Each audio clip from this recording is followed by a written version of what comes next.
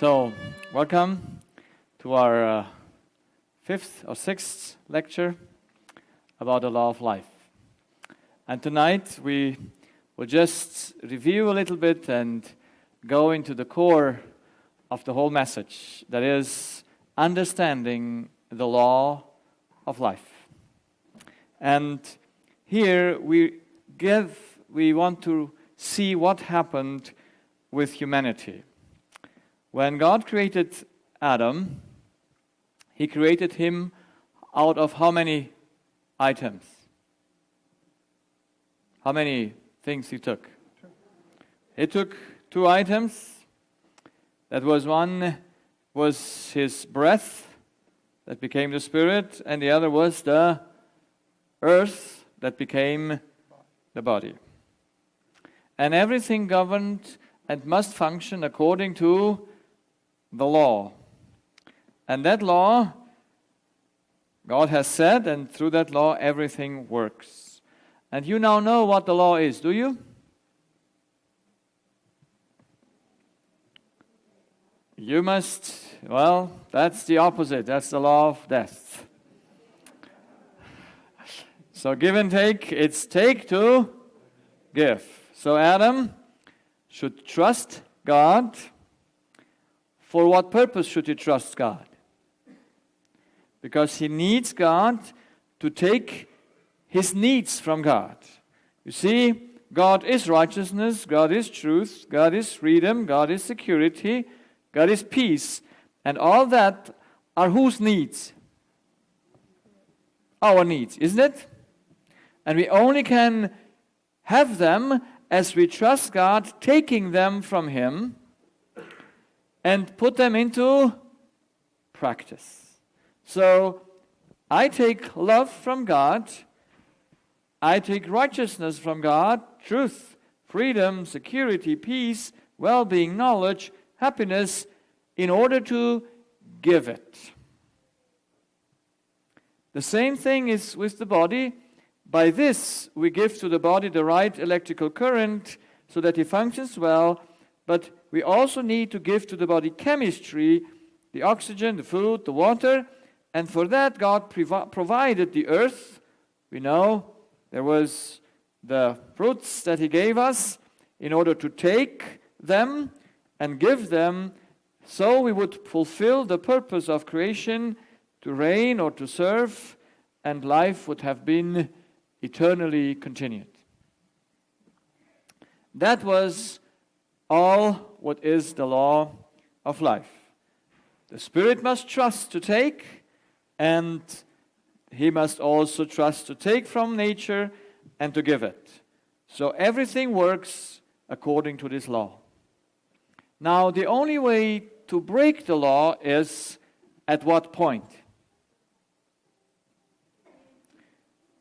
So here comes the tree of good and evil that God planted in the garden.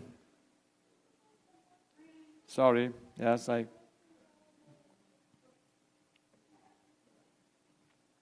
So, it's there? Yeah, I don't know why, but we will get patience by this, yeah. So, He planted the tree of knowledge of good and evil, the only place where they could be tempted what to do. To not trust God. So here at the tree of good and evil, there was Lucifer. He came disguised as a serpent. And could he tempt Eve except with her needs? Can anyone that has no needs to be tempted? Yes or no? No, you know, James writes in the Bible, he says, God can never be tempted to do evil. Why can God never be tempted to do evil? He has no needs. He is outside of everything that has a need. So, having no needs, you cannot tempt anyone when he has no needs. So, here is Eve, and can the devil tempt Eve by saying, Eve, come here that you might die? Can he sell that? No, he must come to sell Eve something that is unrighteous, but he must show it like it would be righteousness. because he knows that's her need. So the devil is coming to her, and that's why he disguised as a serpent. He says, Eve, I have something for you that is your need. And we know it was curiosity. Knowledge will come to that place as well.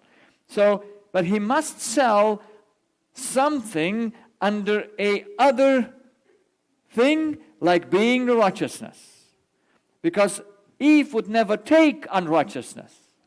Eve would never take a lie. Eve was made for the truth. That's why he presents a lie as the truth, so that Eve might take it from him. He presents imprisonment as freedom. He presents uncertainty as security.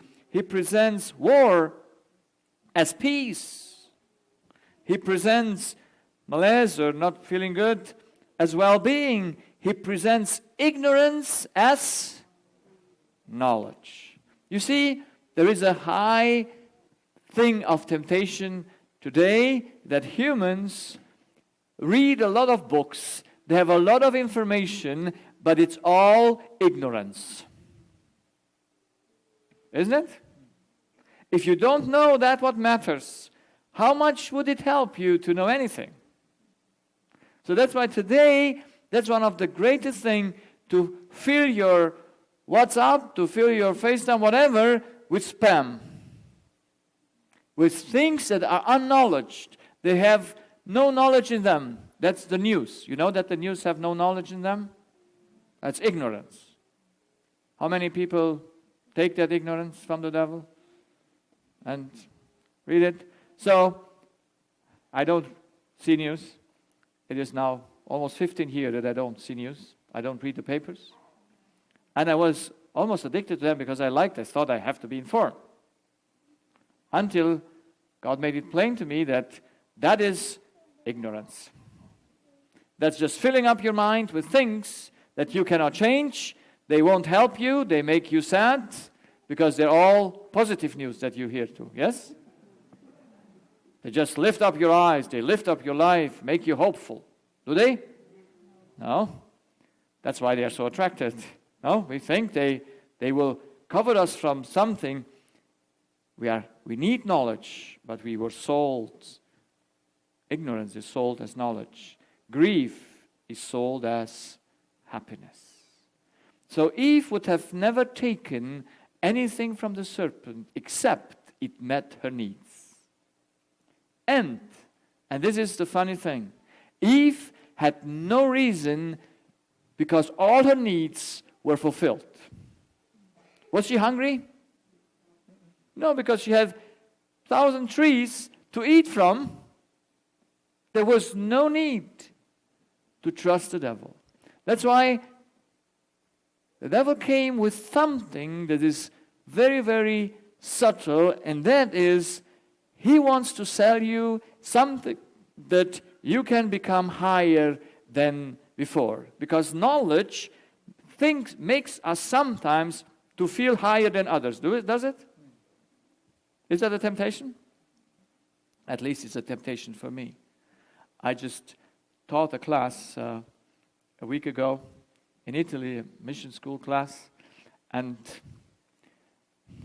their ignorance got me angry.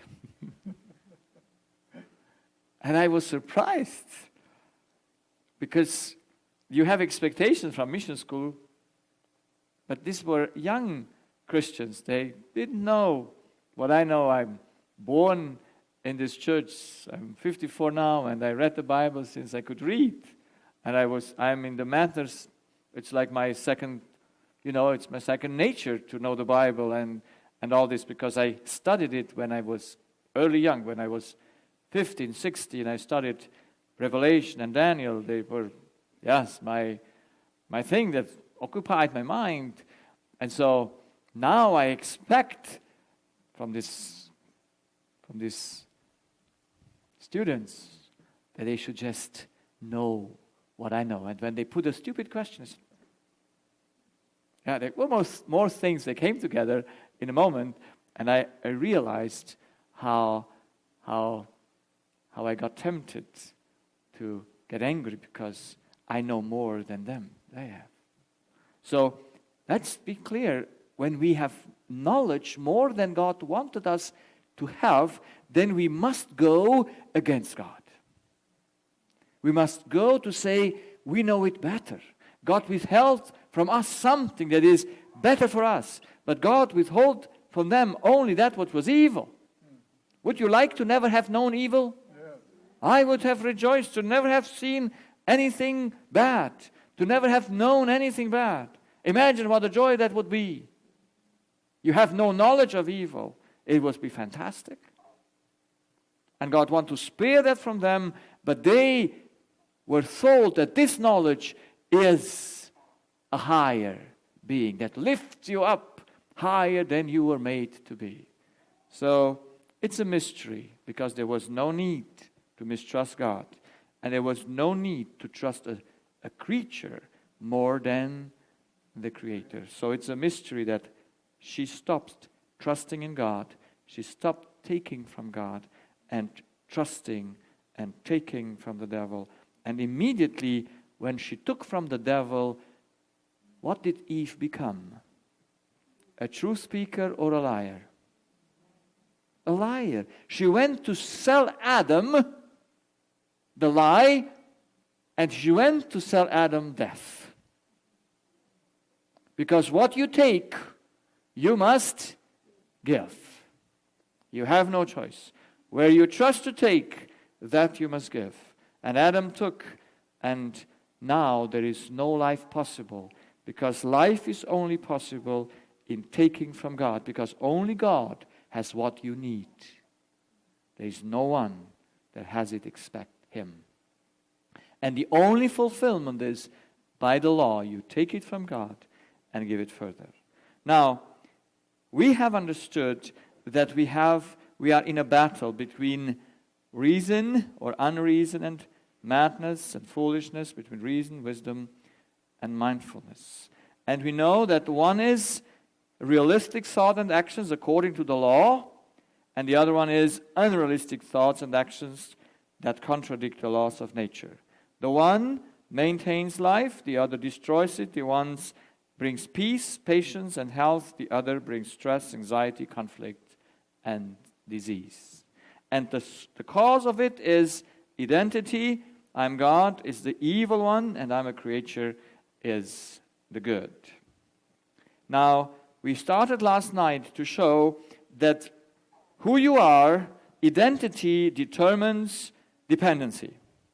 If you are a creature, you know that you're spiritually and physically dependent on your Creator. If you are a God, you're spiritually independent. And so, here, you trust God, that's dependency, and here, you know you don't need to trust to a higher being. You just think you are on your own. And this is the problem. How can a man or a human be convinced that he is deceived by what he thinks he is? Because our identity is not known to us, because we think we are God's. So God must make us somehow clear that in us there is something that stops us to trust God. As long as you think you're God, you don't need God. And that is separating you eternally from God. And it makes the following change in your heart. Because we speak about the heart, about the subconscious. And tonight we speak only of one place in the subconscious. That's the actions of the subconscious. And how many actions do we have in our subconscious? You know now? 2. What is it? That's the decision.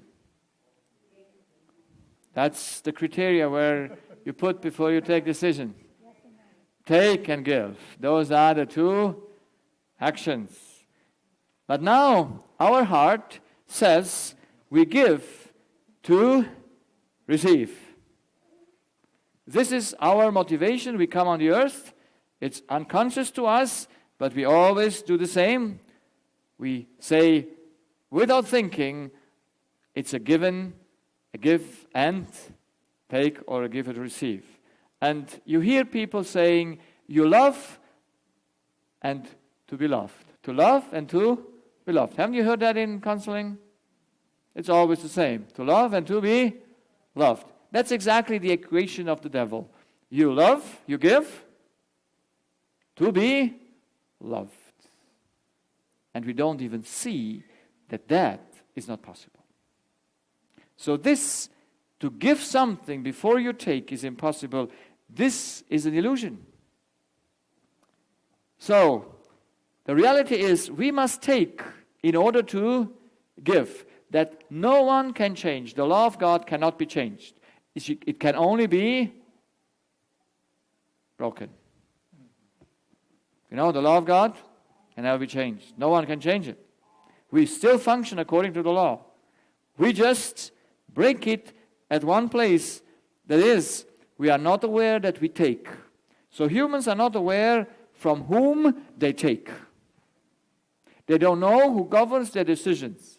They think they do it out of themselves. Yes, they take the decision, but they always take the decision according to someone. They orient after someone. So, and that's mother, father, spouse, child, pet, and so on. It's always a living being. It's a spirit there where you take from. And this is unknown to man. Humans don't know that they take. They don't know about their dependency. And they must know that they are in self-deception and in unknowledge when they don't know when they have a problem. So there is this lady whose husband passes away, and she gets a lot of diseases. She is a Christian lady. She is 74 now, but her husband passed away 16 years ago. And it started after then that her body showed the diseases. And in the last year, it became more pain in the joints and all that, inflammation. And now, I try to help her to show that she has her husband as at the taking place. I show her that she's dependent on her husband, who died 15 years ago. She's not aware of that, is she? But she could be aware because she goes twice a day to the cemetery. Why does she go to the cemetery? Does she want to give her husband something? Or does she want to take something? Is she aware of that? Is she aware of her bondage? Does she know that? That she breaks the law? Does she know it? I had a patient who came to me, he was in his 70s also, and he had a left side neurology, trigeminous neurology. Yeah? So the trigemin makes us the pain in the face. Yes? Is that the right term? Trigeminous? Yeah? And so these neurologies are very, very strong pain. It's like electricity going through that nerve, and you can hardly bear it. And the gentleman had it for 6 years, just the left side, and he had that, and so he went to the doctors. They couldn't help him. Then they did surgery, because you open up the skull to see if the nerve is somewhere quenched between, I don't know what, blood vessels. However, it didn't help. So finally he found a doctor who, with strong medication, put that pain a little bit, pushed it back. But after 2 months he took the medication, he got dizzy. And with his dizziness he came into my practice. Because you see, did he solve the problem, the cause, while he got that situation here? No, it just moved now to another symptom that comes because his input on the brain on his left side is still wrong. And you always know it's because you take from somewhere where you cannot live from. It's not aware the taking. And so the gentleman comes and tells me his story. His mother's passed away, I think, 6 years. His father passed 12 years before away. And he is Catholic, and he goes every Sunday to the church, and after the church, he goes to the cemetery to visit his parents. And so he talks to them, and he explains to them what he did during the week, and then he says they should give a good reference from him to God, so they should do a good work for him. And so then he goes home. And he does that for those years since his mother passed away. Would he ever think that that makes him sick? Would you ever suspect that that's the cause of his sickness? Would you? No. But I could explain it to him on the law, because as a Christian, he knows the law of the Ten Commandments, does he? Everyone knows them by the words, but they don't know it from the heart, how it works in the heart. So if we have in the heart only two actions, take in order to give. And when we give, it gets into our body. So we always can read on the body where a person takes. Yeah? So if you would take from God, would you ever get a problem with your nervous system? Never ever, because there is always an open door to go to take. But we're not aware of that. So in the body, we always can see where a person takes from. Because in the heart, you have only these two actions. And that's why the law of death says, give to receive. And now if you know that everything starts from the heart, and everything comes back from the heart, from the law that we saw last night, then you know that all the problems of humanity arise from these two actions. There's no one more. Everything a human person has just plays out in these two things. Isn't that nice? You just can reduce it to everything. Because this is the only basic things. There's no more basics than this. The take and give. And so when you take, you have spiritual needs, and so you only can do it through love relationships. You can never do it without love relationships. That's why every problem of humans come through love relationships. Yes? They come through love relationships. And I tell you another story because here, this is a young girl, a young lady. She's 30 years old. And her husband, she was married for 11 years before her husband left her with a little daughter. And she gets into a deep depression. And the people around her thought that she might die. She's also a physician.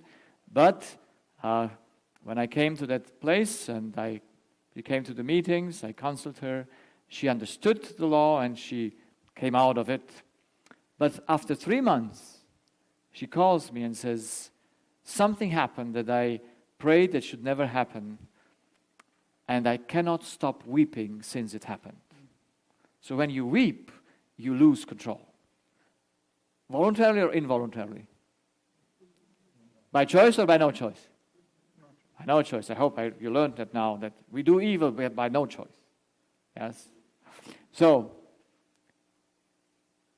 she weeps. And she says, help me, I don't know what to do. Now, I know everything is in rough relationships. It is only here. So I said to her, while you were married for 11 years, how much love did you give to your husband? How much love does a woman give to her husband? I don't hear anything. Tell it. How much love do you give? Oh, you see, women are a little bit different than men. Men are more, they don't give all. You know, they keep something also for them. But women, that's an interesting thing, at least most of them. They are just giving everything, you know? When they are once in love, they share their body, they share their work, they iron, they cook, they do everything. They even would shave his beard or whatever. They would do everything for him. That's how women function. Isn't it nice? I like my iron shirts and all this. It's nice. So I asked her, and she said, everything. I said, how do you feel when you give everything? How do you feel when you give everything? Pardon? Well, I was expecting that answer because I know that answer from others. You always feel good when you give everything. You always feel good when you give everything. You only feel empty when you don't get anything back. Then you feel empty, and then you are in the law of death. But in the moment you give, it's impossible, because giving is gain. Giving is life. That's why in the moment you give anything, in that moment you are just working well. Now, you never feel bad when you give. You only feel bad when something happens. So now what happened this day before she started weeping? She met her husband in the shop. And he was there with his new girlfriend. And while he passes her, he tells his girlfriend, "This is my ex-wife." But they were not even divorced. He says, "This is my ex-wife." And when she heard that, he said to his girlfriend, "This is my ex-wife," she started crying and couldn't stop. Now, why is she starting crying? Did she gain or lose? Or lose? Lose. What did she lose? All what she gave. Yes? And now I must make her sure she gave all in those 11 years. And now I put her the question, how much did you give from yourself in those 11 years to your husband? How much from that all love that you gave from you? Are you with me? So when you love someone, how much do you give from yourself? It's either all or nothing. And she is smart and she says, nothing. I say, then you can stop weeping. And then that moment she stopped. Because you only cry, you only weep because you gave something and now it's lost. How much did you lose with a husband that you lived 11 years ago and you gave him everything, and while you never gave anything from yourself and he goes now with another one, are you in any way damaged? Not at all. But isn't that our reasoning? No, our selfish heart says, oh, I gave him everything. Now he needs to... Kannst du aus dem Internet rauskommen, bitte? Now he tries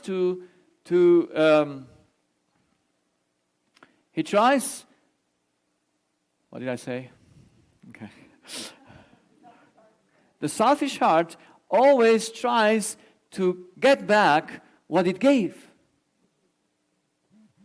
Yes, because it says, I gave something and what do I receive now? After 11 years of giving all, you feel empty. But that's the deception. And you must weep. Do you weep for him or do you weep for you? You weep in self-pity or in pity for him? Self-pity. That now he has another victim. No, you weep for yourself. That's why you lose your own control over you. And she said to me, because I work sometimes with her, and she says to me, the next day when she woke up, the thought that she met yesterday, her husband, came again to her mind. And again she was tempted to feel sorry for herself. But in the moment she reminded that she never gave him anything from herself, peace totally, and never came back. So you get out of any depression, you get out of anything you have in the moment you realize that everything you give comes not from you. Now I have a funny story this is from Romania. And I just tell the story because I know you won't forget the story. And the story teaches something that is very, very important. There was a colleague of mine, ENT, and he had one day a patient. And after he treated the patient, he asked him, what is his profession? And the patient told him and said, I'm a thief as a profession. Well, there are thieves as professionals. And so the doctor said, I just recently had something stolen from me, and I still felt the loss of that thing that was stolen from him. And so he wanted to make the thief more sympathetic with the victim. So he asked the thief and said, haven't you never been stolen? Or didn't someone steal from you anything? And didn't feel you not the pain when something is taken away from you? And the thief answers and says, well, there were many things stolen from me, but I didn't feel anything. Because everything I have is stolen. Do you see? The thief was inside the law. He knew that nothing is his own. And when it is stolen, he steals it back again. So what's the problem? So remember the story. Yes, we have nothing of our own. But we think what we give comes from us. You can never give anything from you. When people come to my practice, and everywhere I go, I take time, and they say, thank you for your time. I say, you don't need to thank me. I have never time. Did I owe time? Do I owe time? Yes or no? Can someone steal your time? Yes or no? But did you get angry when someone didn't show up the right time? Yes? Yes, because you were thinking, they steal my time. There's no one that can steal your time because time is never yours. You can never give time from you. Can you? We say time is precious. Is time precious? Yes, time is the most precious thing. We will give of nothing an account to God as on time. But we only can give account of time to God because time is His, not ours. So if time is His, then we must give an account what we do with the time. So we take it in order to give it. And I say, if I give you time from God, so then I do exactly the right thing to do. But you don't need to thank me because I didn't give you anything from me. So I'm free of my patients. Isn't that nice? To just know they don't owe you because you took time. And some patients, they say, but you took 6 times, 1.5 hours for me, and that's for free? I say, yes. Love is always for free, isn't it? Is time not for free? Is any needs that God has, do we need to buy them with money? No, we just need to take them in order to give them. And the more time you give, the better you are. But you never give anything from yourself. It's fantastic, isn't it? I like it. It's so freeing to know that whenever you give anything, you give nothing from yourself. And I saw something taking picture from this, and you can have all my slides. I have nothing from me. So we'll let the slides somewhere, and everyone can take it and share it. I have no copyright of nothing because I'm not the owner of nothing. So copyright is something that puts you instead of God. God is the only one that has copyrights. But He shares everything with us. Because every knowledge you have, you cannot have it from yourself. So why would you do a copyright? Why would you say, that's my stamp? That must be under my name. Who cares? It's not about me. It's not about mine. So, there are only two kinds of relationship according to the law. There is either a relationship to love one in order to take from him, or better say, to eat him. Or the other one to give him, that is to share the love. There are only two kinds of relationships that exist. Either you love someone because you have an interest to take, or you love someone to just give. So in the one, you are dependent. From where you take, you must trust. Where you give, you must not trust. There is no need to trust. You just give. Now let's do the first thing in the law. The law says that where you take, you cannot give. And where you give, you cannot take. The law requires pure relationships. Either to take, pure to take, or either pure to give. It's only that is possible. So, if that is so by the law, how many relationships at least do you need to have to fulfill the law? You at least need 2. Because you need the one where you take from, and you need the other to give to. Because you cannot take and give from the same place.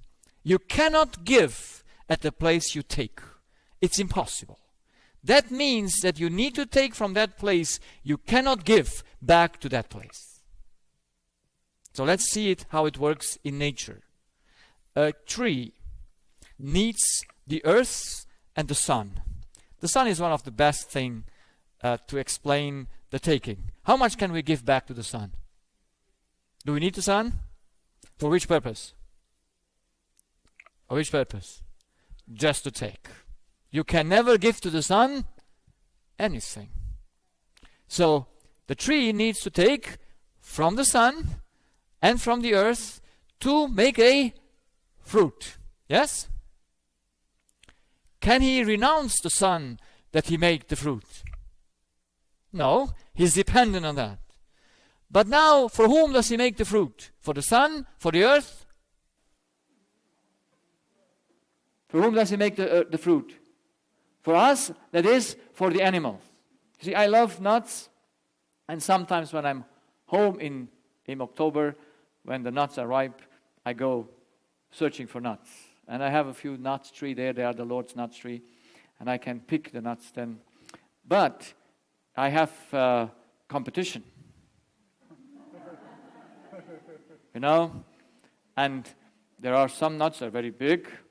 And then I find it and I think, oh, it's a big nut. And so I pick it up and it has a hole. I said, you poor, whatever it was, a mice or a squirrel, you could have picked up the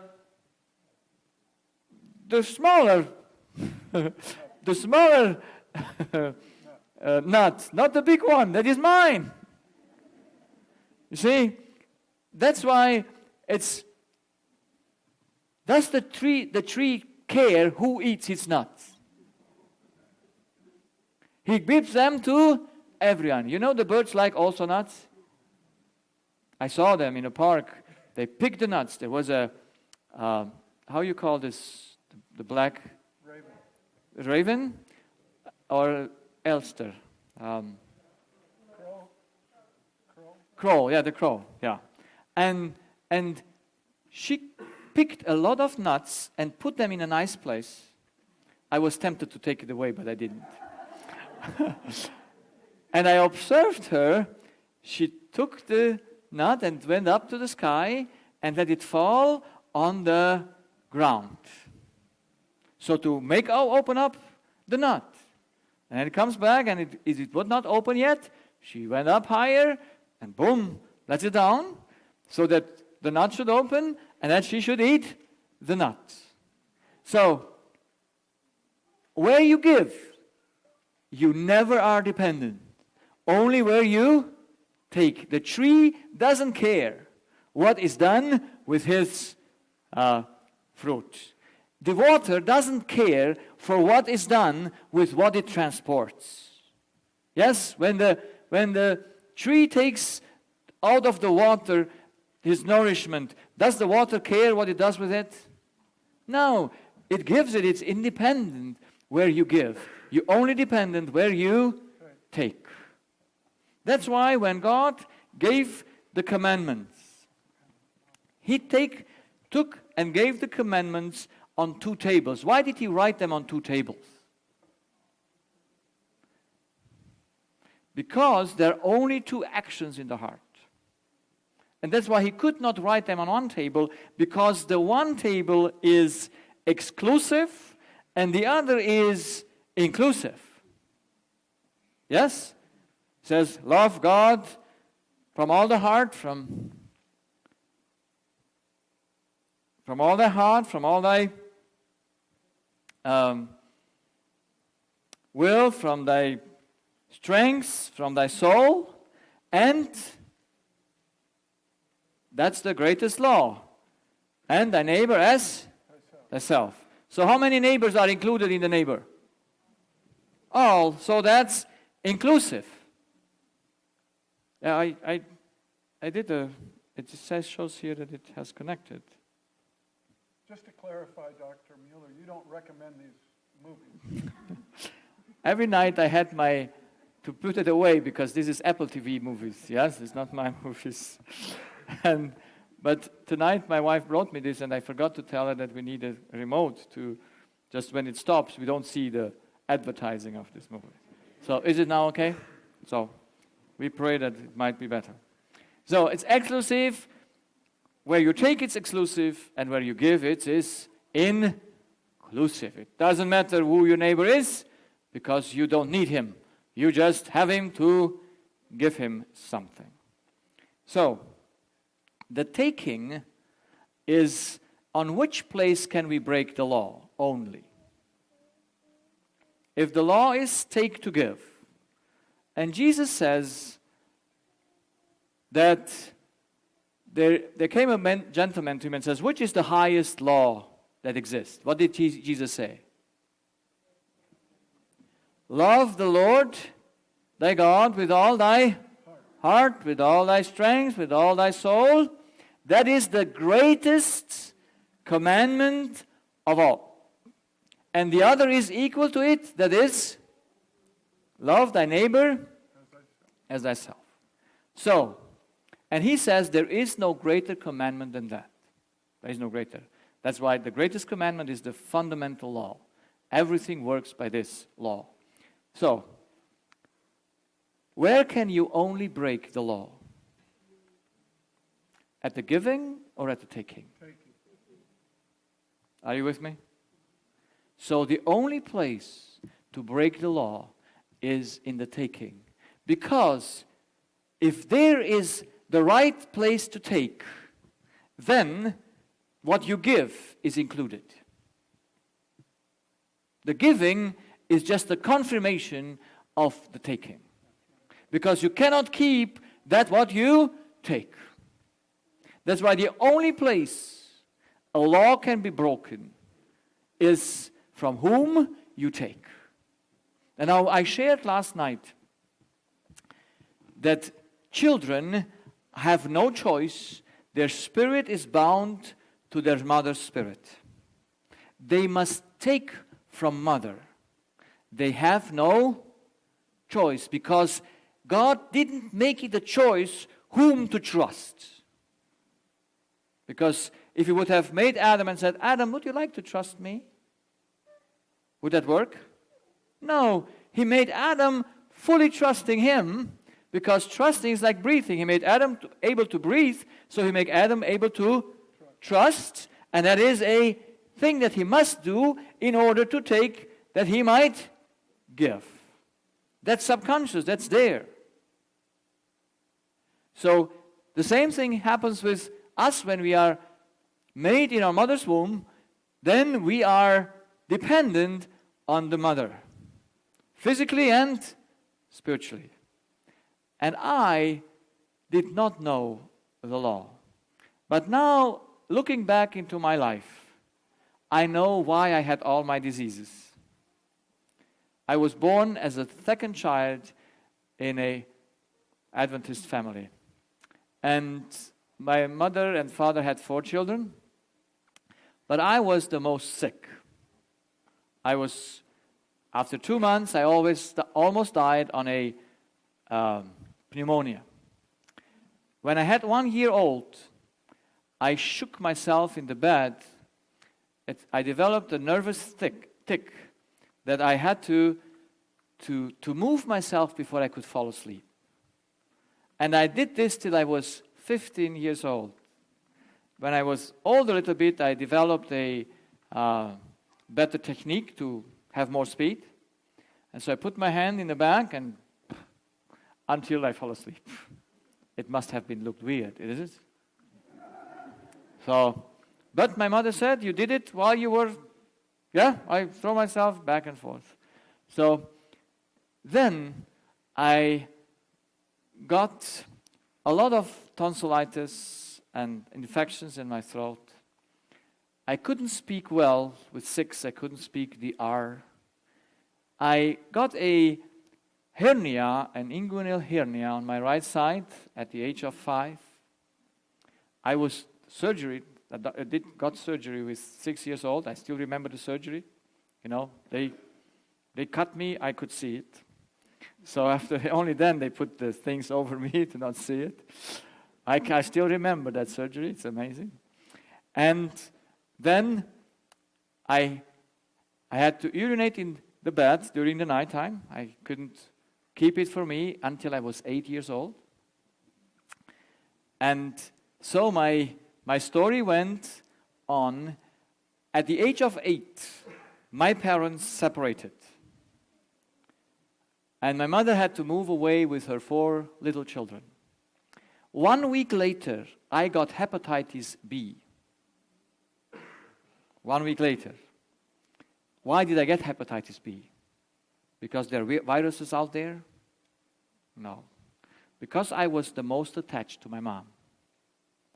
My mom was everything to me. And since I need harmony, my first need is harmony, where could I take it? Only from mom. It's subconscious.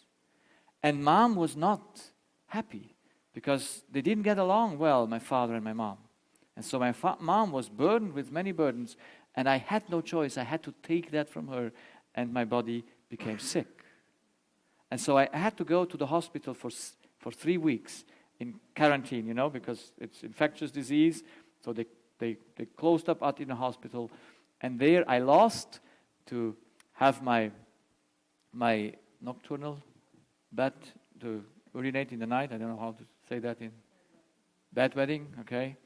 And so I lost that there.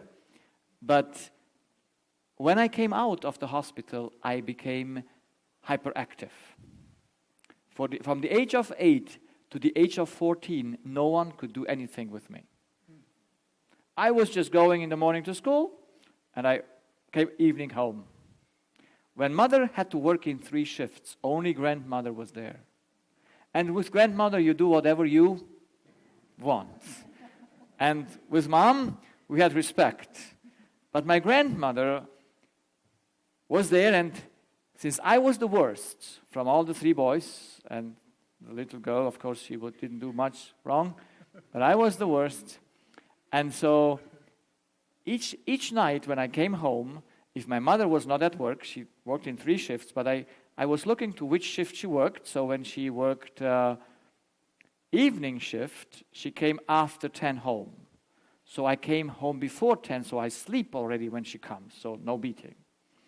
When she was in night shift, she went away before 10 because then I came home after 10 because she was not there anymore, so I skipped my beating. But when she had early shift, I got almost every night my portion. I was used to it. You take down your pants, you sit in front of the chair, you keep it there until you cannot anymore, and then you run to bed.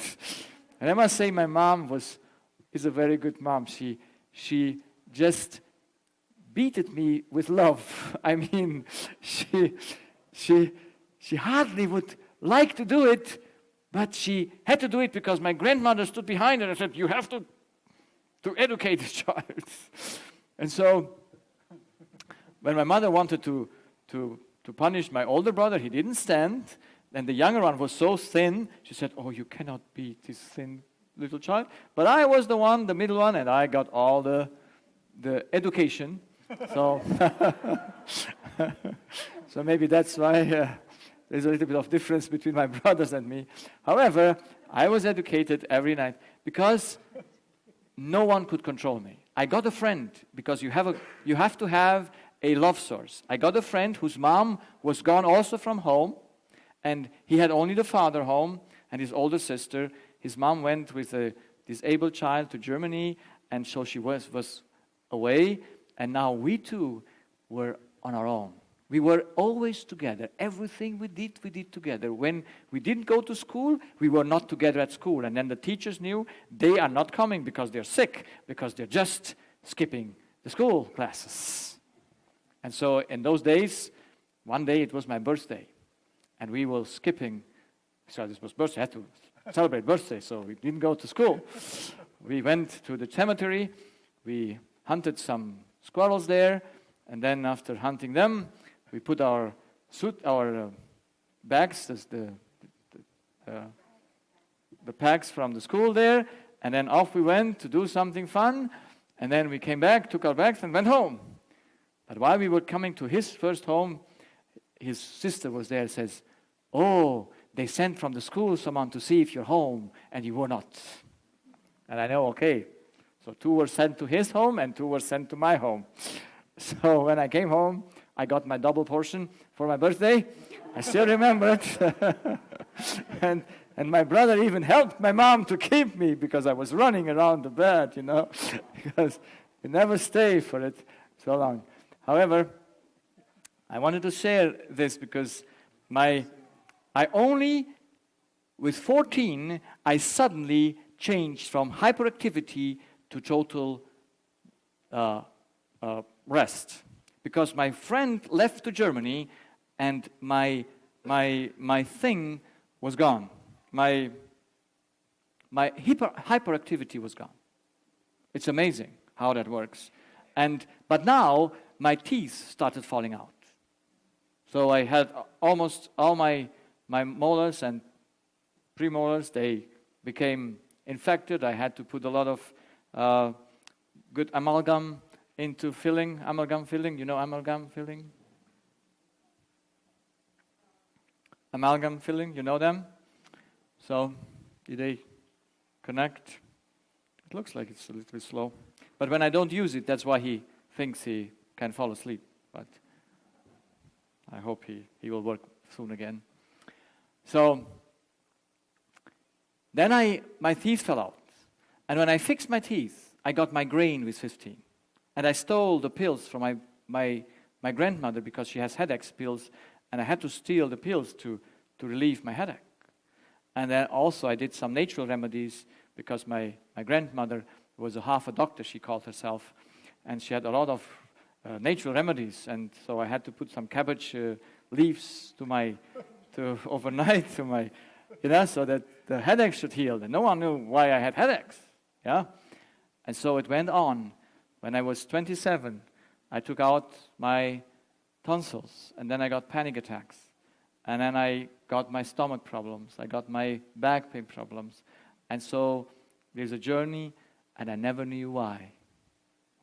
Until, by God's grace, I came to understand my dependency on humans. So I had no choice. Do I blame my mom that I was sick? Do I blame her? No. Do I blame my dad that he didn't treat mom well? No. That's their problem. That's not mine. I had no choice. I only got a choice when I understood where to take from. Only then you get the choice. And I got that only 15 years ago when I was 39 years old. And I will share that tomorrow night because I have to go further here with the law. So we must know, we must take. But we must come to take not anymore from God, from humans, but from God. So mother is there instead of God in childhood.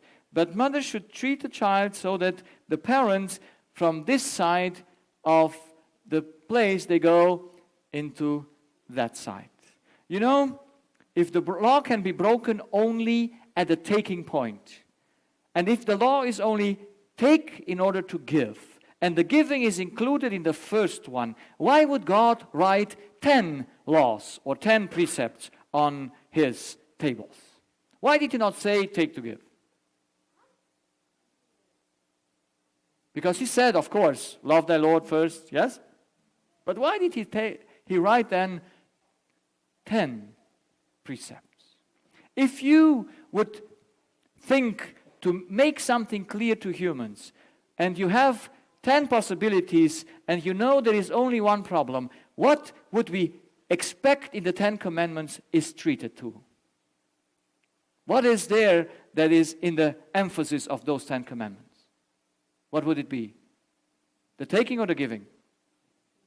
The taking, the taking.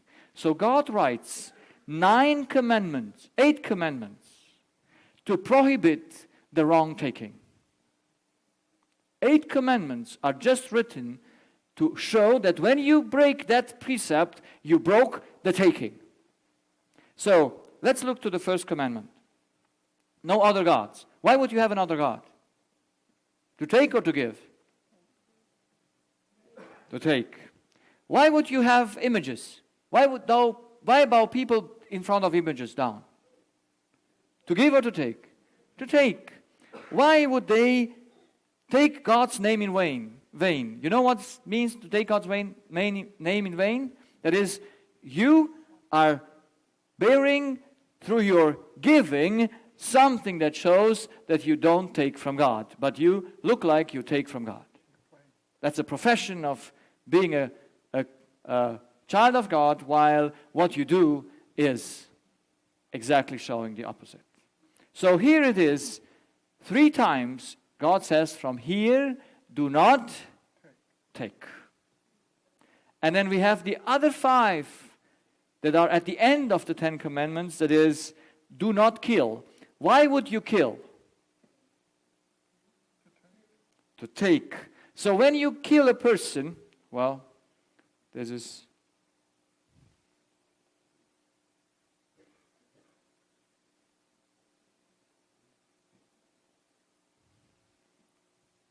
When you kill a person, what do? Where do you break the law? You always break the law here because you take from a human. No one would kill a human if you would not take from him. So when you commit adultery, where do you break the law? You only can break the law when you take from a man, from a woman. When you take from them, then you are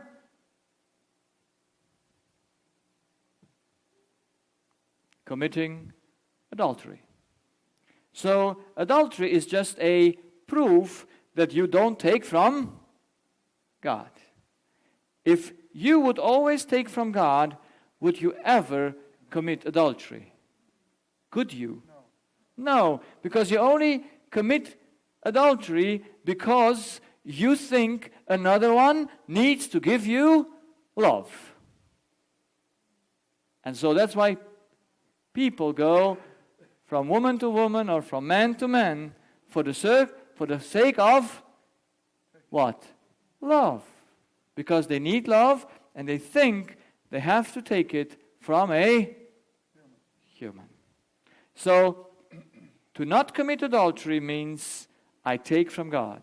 I just want to demonstrate that every time we do break a precept of the commandment, we just break one thing. Because the commandment can be broken only in the place where you take from. You can never break it anywhere else.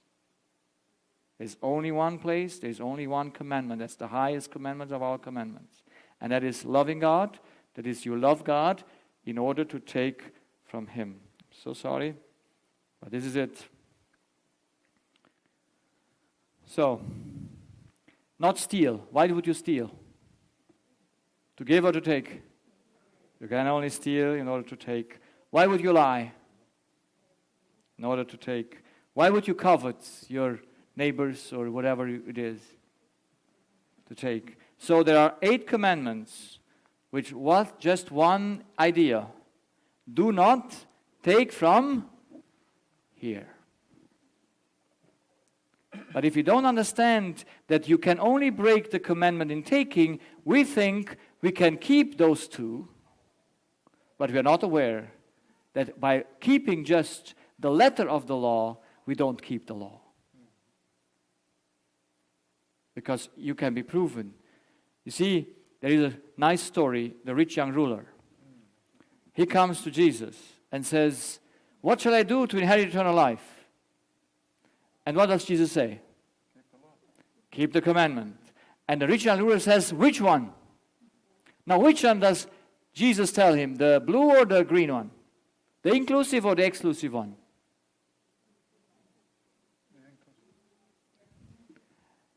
He shows him the inclusive.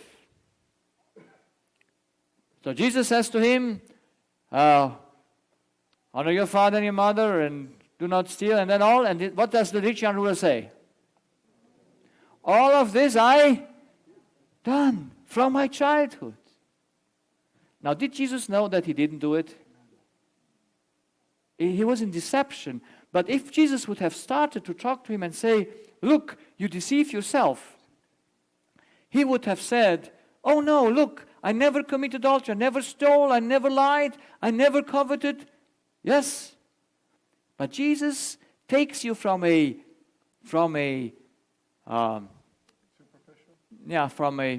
theoretical level on a practical level. So he says to him, "Go and give all that you have, and you will have a treasure in heaven, and come and follow me." Now tell me, why did the rich young ruler not say, "Amen, Lord, how did I know this before? Of course I give all." Why did the rich young ruler not give everything according to what Jesus told him? Are you with me? Why could he not give it? He was taking from the riches. From where did he have his riches? He thought he has them from himself. And everything that is from yourself, you cannot give. You only can give what is not yours. Isn't that nice? I only share what is not mine. I never share anything that is mine because I have nothing. So this is very important. So where did the rich young ruler break the law? In the taking or in the giving? In the taking, because here, in the taking, he was just not there to do it right. You can only break the law in the taking, but Jesus took the giving law in order to what do? To show him the result of the taking. The second is included in the one. So, what is the only law that says where you should take in the whole commandment. There is only the fourth commandment. Remember the Sabbath day.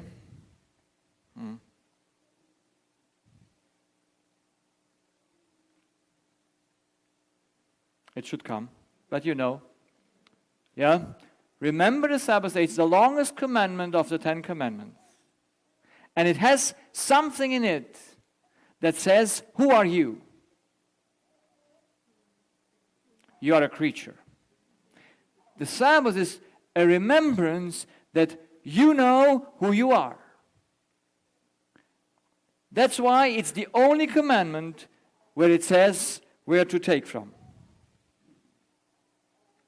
Because this commandment is the only one that says you are a creature and this you need to take from God. That's why the observing of the Sabbath as an external day will avail how much if you don't know who you are? How much will it help you? Did it help the Jews when Jesus came on earth that they kept the Sabbath? No. They were lost in spite of it because they didn't have the spirit of the Sabbath. They didn't consider themselves as humans. They didn't know who they are. But they kept the outside precept. So God is the one that is the only one where we can take from. Why is God the only one we can take from? We cannot give God nothing. Because God says, I'm the water and I'm the bread. Yes, does He say that? How much do you give the water when you drink it? How much do you give the bread when you eat it? No, it's just there for taking. Do you love bread? I mean, you're not in Germany, but I love bread. If you would be a Romanian, you would love bread as well. I go sometimes to Asia where I get rice every day, 3 times or 2 times. I eat only 2 times a day. And I like rice. But when I am first in Frankfurt at the airport, I smell the bread from far. I love bread. Wow, bread is, yeah. But I don't love bread to take or to give him something. I love bread to eat it. So that's what we must understand. When my oldest son got married 2 years ago, they invited me to have the sermon on their wedding. And of course, I couldn't come with PowerPoint, so I had to do some real things. So I took 2 items that I gave them. I brought a big box, 1 liter, how much is that? A big box with ointment, with eye salve. Do you need eye salve in marriage? For what purpose? Because you mix the where to give and where to take. That's the most easiest. In your marriage, it's the most easiest to don't know where you give and where you take. So you need eye salve. So I bought them a big bottle of eye salve. And I said, son, why do you marry her? To give her or to love her to take or to love her to give? What did he say? To take. So he said the truth. But he didn't know. So I brought them that eye salve and says, you have to put everyday eye salve, both of you, to just not get confused. You don't have each other to eat each other. You have each other to love each other, to give each other. And then I brought a big bread, 4-kilo bread. You know, as in Germany, you have 4-kilo bread. I love it. It's my preferred bread. And it's very good, crusty. Yeah, so like good bread. And I brought that big bread and said, look, this is God's love. Yes, this is God's love. And whenever you're hungry, you go to God to eat. And you can even share with her. You eat together at the same bread. But then you go out and what do? You just give. Isn't that nice? Amen. That's a nice marriage. You eat from God and you give to one another, or you give for that purpose one another. So But now I want to ask you a question. And this is one part of the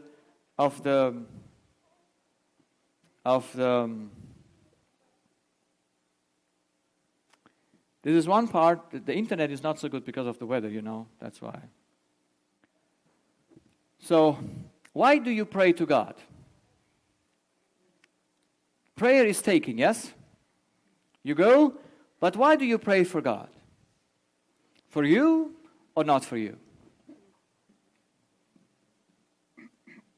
Why do you go to pray? So, yes, you go to take, but we have not understood that you have to take in order to what? To be able to give. We pray very selfish. We pray thinking we give something to God so that we receive something from Him. That's why our prayer life has no power. There was a young girl, she was 19, she was on a conference, and at this conference she got encouraged to pray, and she said, it kept me 1 month. I had a relationship, I did my prayer time every day, but after months it faded away. I said, I know exactly why. Why did it fade away? Why did it fade away? Because she prayed for herself. If you don't have a job from God in order to give, then you pray for nothing.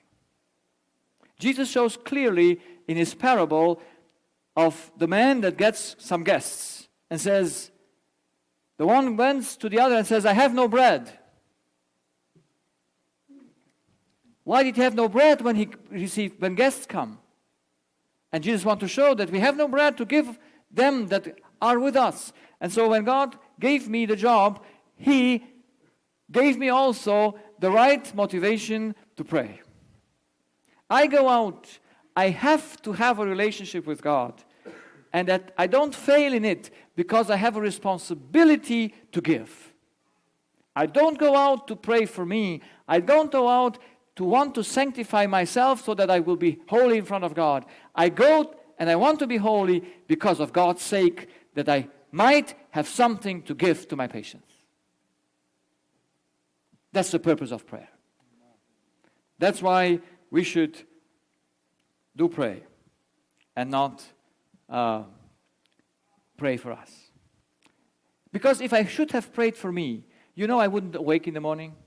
I would say, Lord, today it's an easy day. Don't worry. Nothing happens. Because it's just for you. But I know that there is out a world that waits for God's bread. And I have none from myself. So I have to go. I have to go. I don't go to God because it makes fun. Even though I have good time with God. I go to God out of duty. Because I know I have nothing to give to my other people. And if I give something from me, then it's not right. So there is only one commandment that proves the giving, and that is our parents. And almost all diseases come because we cannot honor our parents. But that I will have to continue tomorrow to explain that more. Because we must understand we can never honor our parents as long as we need them. That's why a child can only take from a mom as long as he cannot give mom anything. In the moment he can give mom anything, he must take from God. That's why when children are more alert, when they know themselves, when they grow, they must understand that they must give, but not take anymore from mom. They must take from God. Because that's the proof. The strongest relationship we have is with mother. The strongest problem that a person has when mother rejects you, that's your greatest problem. Because you expect from mother the greatest thing. That's why as long as you need mother, as long as mother can make you angry, or father, you are still in dependence to them. And then you don't take from God, but you take from them. I hope we understood that. So let us finish, tomorrow night we will see the problem is, to whom is your heart bound in trust, in dependency? It can either be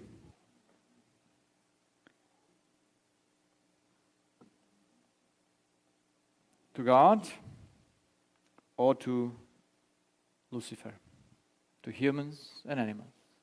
There is no other way. You either trust God or you trust others. Because trust is the only way where you can break the commandments. Are you wondering that Bible says the Holy Spirit will come down and show everyone his sin? And what does the Bible say is sin? Unbelief. Why is salvation only by faith? Because there is only one matter. If you don't trust in God, if you don't have faith in God, you're lost. Because you have to have faith in someone. And if you have in humans, then you're lost. That's why the second part of the commandment, the giving to the parents, show if the parents are still our God or not. They're still the place where we take. Does it look bad to have good relationship with parents? Does it or does it not? Does it look bad? No. And it should be a free relationship. We should be with parents just giving them what we take from God. Then we would be free of being manipulated by our parents. We would be free of having pressures from them. We would just very nicely treat them. But I tell you, it's not easy. Relationship to mom and dependency to mom is the strongest dependency. And we must be aware of it, that it is wrong. Even though it looks like being okay. But it is not okay. Every time, you see, there are people that call their mom daily. They're over 40, 50. I call my mom daily, they say. I said, you should call God daily, not your mom. But we call God, we call mom daily. Not for mom's sake, but for our sake. Because we need mom. We are not aware why we call mom, why we search for her. We don't see that that's breaking of the commandment. There cannot be at this place only God. You remember the Bible verse. I mentioned it. I will read it and then I finished for tonight. We go into questions. And tomorrow I will speak more about this commandment. There is in Luke 14 from the Bible. If any man come to me and hate not his mother and mother and wife and children and brethren and sister, yea, and his own life also, he cannot be my disciple. And whosoever does not bear his cross and come after me cannot be my disciple. So what has the cross to do with discipleship? And what has the hate of your father and mother and your own life to do with being a disciple? Does Jesus really mean to hate? Yes, he means to hate. He says, so likewise, whoever he be of you that forsaketh not all that he has, cannot be my disciple. That means you must understand how much do you have. If you have nothing, you can forsake everything. That's the truth. But if you think you have something, you cannot dispense of it. What is it that we should hate our parents and our wife and children and brethren? It is to hate to be dependent on them. To hate to trust your own life. To hate to run for you. To preserve your life. You see, Jesus says, he who gives it, he will have it. He who preserves it, he will lose it. You see, have we have our life to preserve it or to give it? We only can preserve it when we give it. I'm so happy for my job that God gave me. It's a 7-day job. Yes, I have no Sabbath, even though I keep the Sabbath. I work mostly on Sabbath. But why do I not break the Sabbath? Because there is a work to be done on Sabbath. And service for the salvation of others. must be done on Sabbath, because Sabbath is a symbol of salvation. That's why when Jesus worked as a carpenter, he kept the Sabbath. Did he? Was his shop open on Sabbath or not? No, it was closed. Because it was another work. But when he entered the ministry, did he have a rest? No. Because this work was exactly the Sabbath work. So on Sabbath we have also work to do. And so I'm happy that I have a work that I can do every time, at any hour. It's never prohibited to do it, because it's a serving work. And I'm so happy for the schedule God gave me. You see, He gives me a good schedule. He's very effective. He doesn't give you much free time, you know, if you have God as a boss. He just knows how much time you need, but He wants to be efficient. He wants to save as many people as you can. So why spending time without being efficient? And I experienced this in my last 14 years. Since I'm in the practice, and since 7, 8 years I'm in the ministry, I just work and work and work. And it's beautiful. The more I work, the stronger I get. I was the first time, 2009, one weekend made me so tired that I had to recover for 2 weeks. I said, Lord, how shall we work like this? One weekend, I was just exhausted. I was not trained. And then the next year, He brought me in 2 weekends so that I learned how to speak, and you know. And then the third year, I said, Lord, now we can go for. And then He said, okay, every weekend you have something to do, and you work, and you work, but you work, and this is what fulfills me, because I know I take from Him in order to give. I would not pray if I would have no job. I would just relax. But the higher the job you have, you know who has to pray most? Who is the first one who has to pray most? Mothers. Mothers need the strongest relationship to God, because to them was given the greatest responsibility that ever could have given to a human being. Because they train children to be God's children. They must make a character out of them. But how can they do it when they are not having the character of God? How can they do it? It's not possible. That's why when God loves a person, He gives him responsibilities. You see, I see myself very loved from God because He gives me a lot to do.